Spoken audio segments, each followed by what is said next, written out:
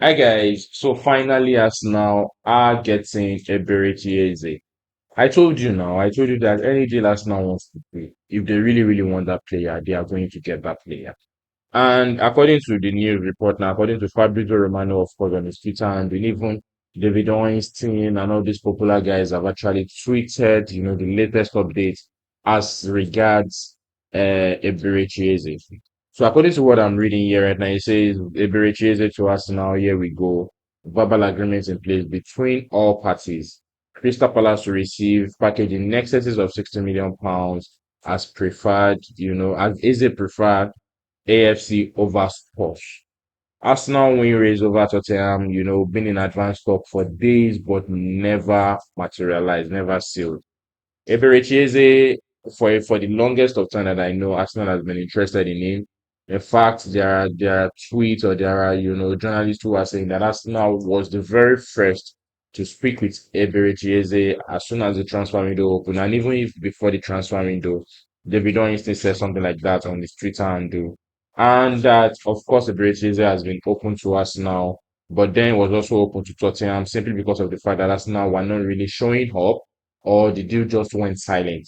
And one of the reasons why the deal went silent is because of course, Nwaneri. I think, maybe the Arsenal board were not really expecting the Nwaneri deal to go as smooth as it went. Nwaneri's deal went fine. He finally signed for Arsenal a long-term contract. He's now a pro at Arsenal. So I think that really, really dialed the whole tension about bringing Eberechi to Arsenal. But in recent events, especially with the fact that Kai Havertz picked up injury this morning, we are more or less like we needed to add a new addition to the squad. So Arsenal needed to rekindle this whole Eberechi deal.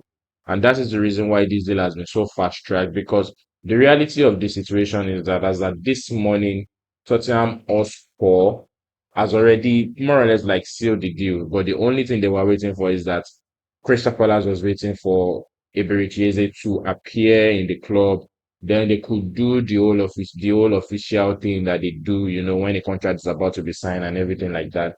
But then Arsenal came in all of a sudden this evening and they were able to hijack the deal. The way they were able to hijack the deal is because Arsenal offered something similar to what Tottenham was offering, but on the player side, he picked Arsenal himself. He said he would rather go to Arsenal than Tottenham. So before now, there has been a lot of memes, there have been a lot of talks on social media. Tottenham fans making jest of Arsenal fans. Apparently, they are apparently Arsenal fans are going to be having the last laugh, and now we are having the last laugh. Tottenham as they are, we always dunk over them, and now we have dunked over them again. So this is a win for Arsenal. Eberechi to Arsenal is here we go, according to Fabrizio Romano, according to David Ornstein, of course. So what is going to happen going forward now? What is going to happen is that Crystal Palace are having a match tomorrow. That is the Conference League or something qualification. And Eberechi is also going to be playing in that match. Immediately after that match, he's going to be going to the Emirates Stadium for his medical and he will eventually be integrated into the Arsenal squad proper. Now, Eberechi Eze is a very, very big signing, a very good signing for Arsenal, an interesting one at that, something that is going to add depth, proper depth that is going to add stability to our squad because we need to do something to Martinelli. Martinelli, as far as I'm concerned, has not really, really improved the way we hope for him to have improved over time. And the kind of squad we have right now, if we really, really want to stand a chance of winning any title this season, we need all hands on deck. We need to have all our players that are going to get us over the line. The problem with Arsenal over time is getting over the line, and now we can say that we are close to getting over the line. Because as it is this morning or yesterday night, yesterday or this morning, it was also announced that of course we are keeping Trossard. He's going to be staying in our club and he has already signed or agreed an extension, even with the salary increment. Also, there is a likelihood that Zinchenko is going to be going to Fenerbahce. He's very, very well appreciated in Fenerbahce. So he might be going, and that might be the first outgoing that we are having this season. Correct me if I'm wrong. Remember to drop your comments in the comment section, guys. So, are you really excited about the Berichez? Because I am excited, although it's not surprising to me because I know that Arsenal were eventually going to get the Berichez.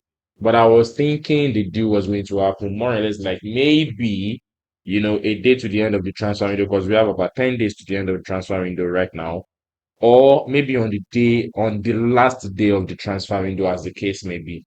But it's happening earlier. Kai Havertz injury probably informed the decision for us now to actually go for Eberechi right now.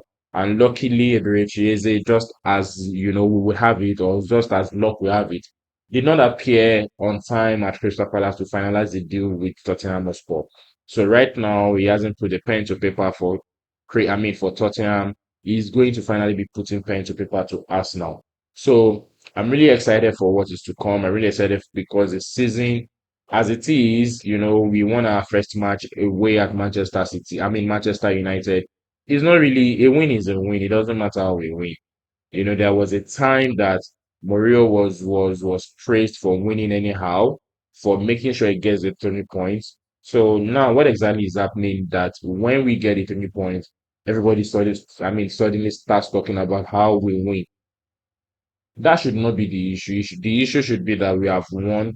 We have a squad that is getting built to compete to actually win some title for us at the end of the day. So, guys, if you chase it to us now, that is the information I want to pass to you guys. I want to hear your comments. I want to hear what you expect from Ibrahim Cheze. What are the outgoings? Do you think anybody is going to be leaving the club anytime soon? Because I remember I just made a mention of Zinchenko. That is the only viable person that I can tell is going to be leaving our club. So, what are the things that you think is going to be happening? Do you see? Because we still have Fabio Vieira, we have a lot of people in our squad right now. Our squad number is huge. Our squad number is huge, and very well we still have Martinelli because Martinelli played in that match against Manchester United. So now we are likely going to be seeing a front three of Eberechi Eze, Victor Gyökeres, as well as Bukayo Saka. And of course, we know in the background we would now have Madueke as well as Martinelli, who can both play, on either wings.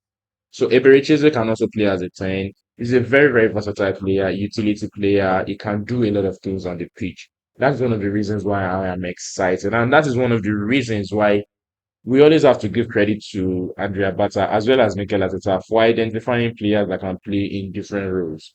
I'm not sure Arsenal has any player that can play in a single role. Starting from Ben White, starting from Timber, starting from Lewis Kelly, even Zinchenko that are outgoing, starting from, many of these guys. So I'm really, really excited and happy for what is to come, and of course we have Victoria Perez already, the much needed striker that we have always wanted to have. So guys, drop your comments in the comment section. I want to see what you have to say. And also please remember to follow or subscribe wherever you are watching this video. Thank you guys, and until the next one. Thank you.